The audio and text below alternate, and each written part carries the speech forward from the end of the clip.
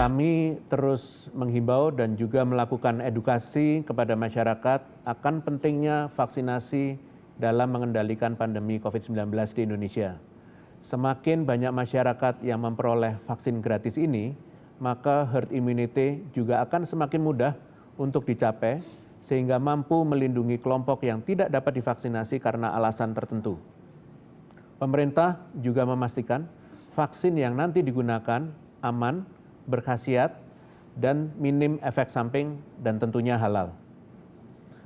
Pada prinsipnya, sanksi adalah kewenangan pemerintah daerah dan dapat diberikan agar masyarakat patuh dan ikut serta dalam program vaksinasi sehingga herd immunity ini dapat dicapai dengan mudah.